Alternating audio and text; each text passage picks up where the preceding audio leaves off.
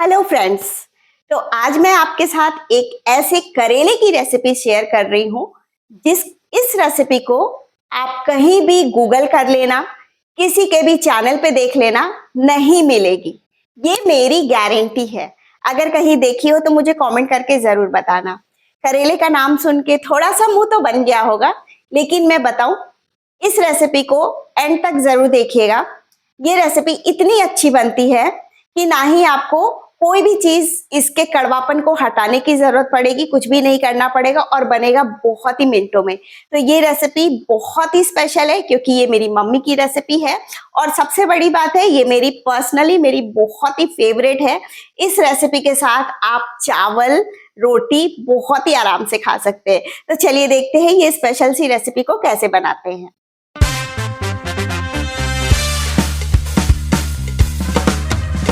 तो सबसे पहले यहाँ पे 4 करेले लिए हैं। मेजरमेंट में देखेंगे तो 250 ग्राम के करीब है। तो यहाँ पे इस सब्जी को बनाने के लिए हमें करेला को ना ही छीलना है, ना ही नमक पानी में रखना है, और तो भी ये सब्जी बनकर बहुत ही अच्छी बनती है और जिसमें कि कड़वा तो बिल्कुल भी नहीं लगेगा।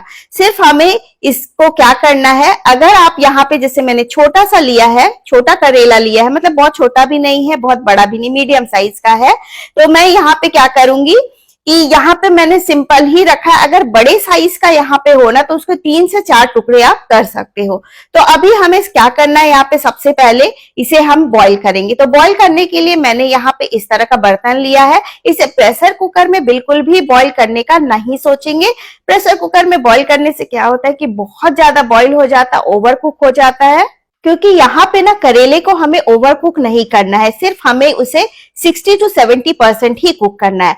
तो जब तक बॉईल हो रहा है हम यहाँ पे अपने मसाले तैयार कर लेते हैं। तो इसमें मसाला बहुत ज्यादा सच कुछ नहीं पड़ता है, सिर्फ सिंपल से मसाले डलते हैं।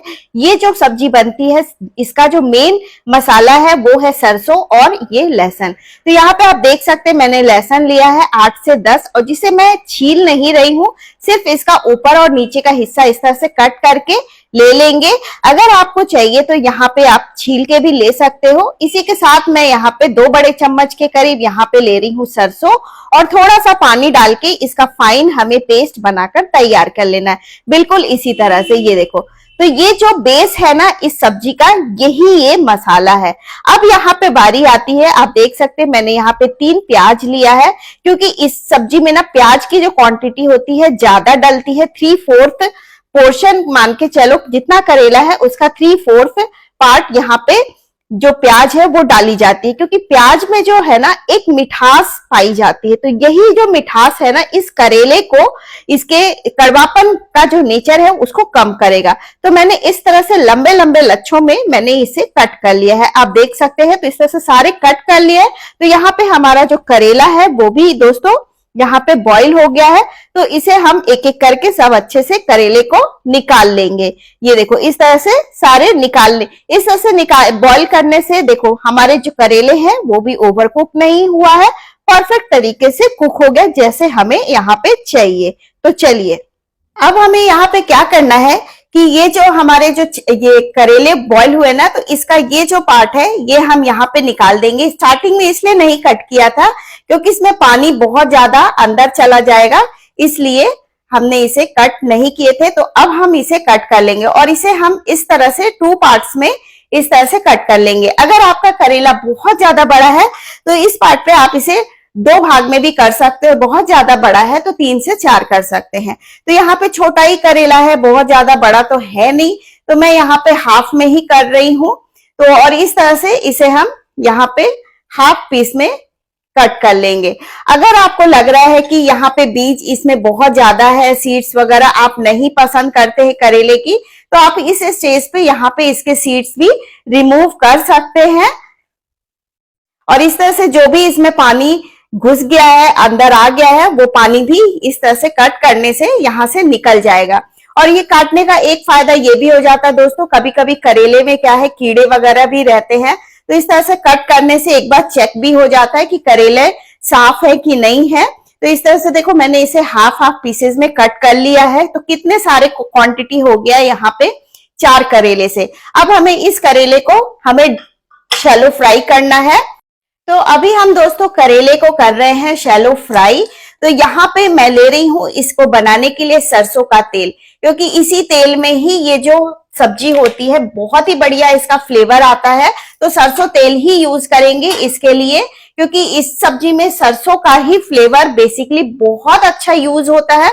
तो सरसों तेल थोड़ा अच्छा गर्म हो जाए तब हम इसमें फ्राई करेंगे। तो तेल हमारा गर्म हो गया है, तो यहाँ पे एक एक करके हम करेले को फ्राई करेंगे। इसीलिए मैंने स्टार्टिंग में आपको बताया था कि करेले को हम 60 to 70% ही बॉईल करना है, हमें इससे ज्यादा इसको बॉईल नहीं करना है, क्योंकि यहाँ पे 10 to 15% हम यहाँ पे शैलो फ्राई करेंगे और रिमेनिंग जो थोड़ा बहुत पार्ट रह जाएगा वो हम इसे ग्रेवी के साथ इसे हम कुक करेंगे। तो अगर आप यहाँ पे सरसों तेल नहीं खाते हैं तो आप जो भी तेल खाते हो दोस्तों वो आप यहाँ पे ले सकते हो, बट मेरी माने एक बार सरसों तेल में बनाकर देखिए आप। तो यहाँ पे हम इसे पलट लेते हैं। तो अगर जो भी करेले के शौकीन है, जिन्हें करेला बहुत पसंद है, तो वो तो इसे बहुत ही आसानी से खा सकते हैं, किसी भी रूप में खा सकते हैं। तो उनके लिए ये बहुत ही बढ़िया ऑप्शन है।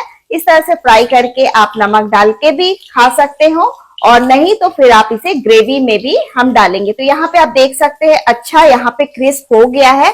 तो हम अपने करेले को यहाँ पे निकाल लेंगे। तो यहाँ पे एक एक करके हम अपने सारे जो करेले हैं इस तरह से निकाल लेंगे, और ये जो तेल बचा है इसी तेल में हम सब्जी की जो ग्रेवी है उसकी तैयारी करेंगे। तो इस तरह से मैंने एक एक करके निकाल दिया, और जो भी एक्स्ट्रा ऑयल इसमें दिख रहा है इस तरह से पलट के हम निकाल लेंगे। तो ये तेल तो हमारा गरम ही है। तो अब हम यहाँ पे क्या करते हैं, थोड़ा सा यहाँ पे मैं तड़का दे रही हूँ, बिल्कुल थोड़ा सा सरसों का दाना, क्योंकि इसमें जो सब्जी का फ्लेवर है सब कुछ सरसों का ही रहेगा और कुछ नहीं रहेगा। जब सरसों हमारा फूटने लगे तो ये जो हमने प्याज यहाँ पे काट के रखी थी ना दोस्तों, ये हम प्याज इसके अंदर डाल देंगे। तो पूरी ही प्याज लग जाएगी, क्योंकि प्याज अभी जैसे कच्चा है, कटा हुआ हमें ज्यादा क्वांटिटी में दिख रहा है, और जैसे ही ये भुनेगा ना, भुनते भुनते ये स्क्वीज होके थोड़ी सी क्वांटिटी रह जाएगा। जो प्याज में होता है थोड़ा मिठास होता है, उसके कड़वापन को हटाने के लिए प्याज की क्वांटिटी जो होती है वो ज्यादा डाली जाती है। हम अलटते पलटते चलाते हुए हमें इसे गोल्डन ब्राउन होने तक इसे हमें फ्राई करना है दोस्तों। तो यहाँ पे देख सकते हैं दोस्तों कि जो हमारा प्याज का जो कलर है वो ब्राउन होने लगा है। तो अब हम यहाँ पे क्या करेंगे कि अब ये जो मसाले हमने ग्राइंड करके रखे थे ना सरसों लहसुन वाला, वो हम इसमें डाल देंगे। तो ये मैं यहाँ पे डाल देती हूँ इसमें, और अब हम इसको डाल के अच्छे से भुनेंगे जब तक कि ऑयल अच्छे से छोड़ ना दे, और लहसुन और ये जो सरसों है बहुत ही अच्छे से भुन जाना चाहिए। तो सूखे मसाले में मैं यहाँ पे डाल रही हूँ आधा छोटा चम्मच के करीब हल्दी पाउडर, आधा छोटा चम्मच मैं यहाँ पे तीखा लाल मिर्च डाल रही हूँ। इसी के साथ एक छोटा चम्मच हम डालेंगे धनिया पाउडर, और थोड़ा सा इसमें कलर के लिए मैं कश्मीरी लाल मिर्च डाल रही हूँ, एक छोटे चम्मच के करीब। इसी में डाल देंगे टेस्ट के अकॉर्डिंग नमक। तो सॉल्ट वगैरह टेस्ट के अकॉर्डिंग ही डालेंगे, और इन सब को डाल के अच्छे से हम यहाँ पे मिक्स कर लेते हैं, और इसको हम सब चलाते हुए अच्छे से फ्राई करेंगे जब तक कि तेल ये छोड़ न दे मसाला।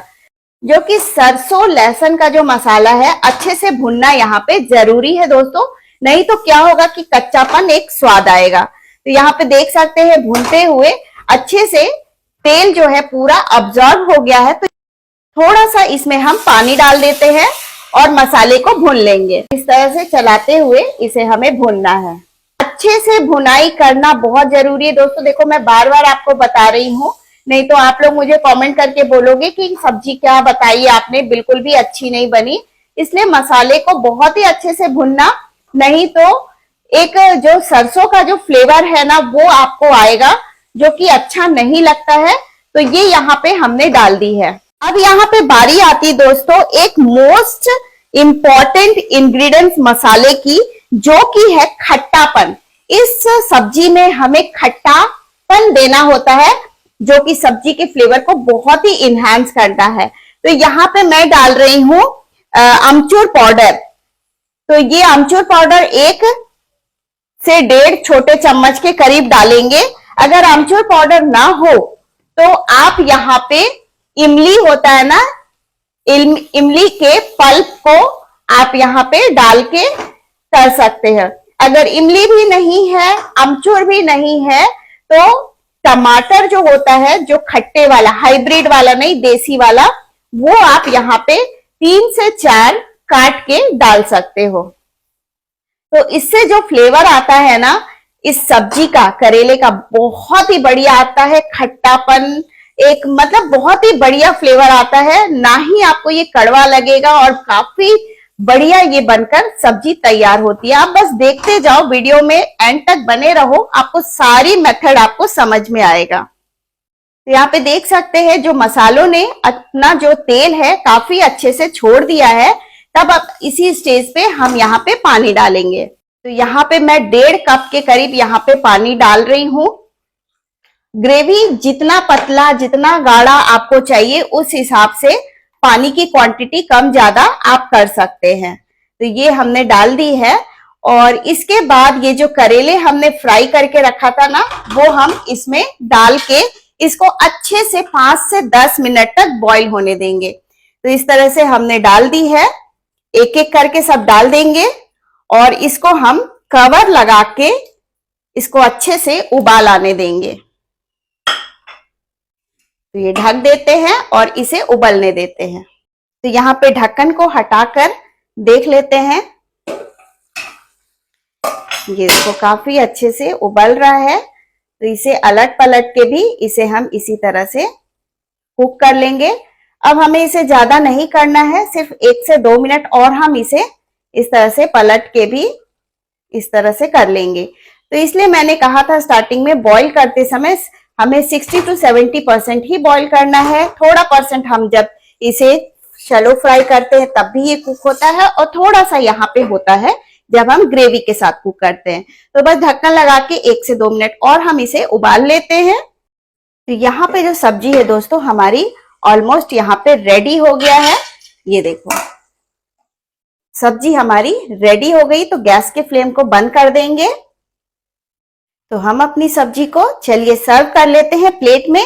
इस तरह से आप भी बनाएं दोस्तों, सभी को बहुत पसंद आएगा। एक बार जरूर बना के देखिए करेले की इस तरह से अनोखी ये सब्जी। यकीन मानिए आप, मेरा फेवरेट तो है ही ये चावल के साथ खाने का, और आपका भी ये जरूर बनेगा, ये मेरी गारंटी है। अगर आप ट्राई करते हैं दोस्तों तो आपको ये रेसिपी कैसी लगी ये मुझे कमेंट करके जरूर बताइएगा। अगर आप मेरे चैनल पे पहली बार आए हैं तो चैनल को सब्सक्राइब करना बिल्कुल मत भूलिएगा, और रेसिपी अच्छी लगी हो तो लाइक और कमेंट और शेयर करना बिल्कुल मत भूलिएगा। ऊपर से थोड़ा सा धनिया पत्ती डाल देंगे इसके फ्लेवर को इनहैंस करने के लिए। तो ये हमारी रेसिपी जो है दोस्तों हो गई है कंप्लीट। अगर अच्छी लगी हो तो लाइक और कमेंट जरूर कीजिएगा।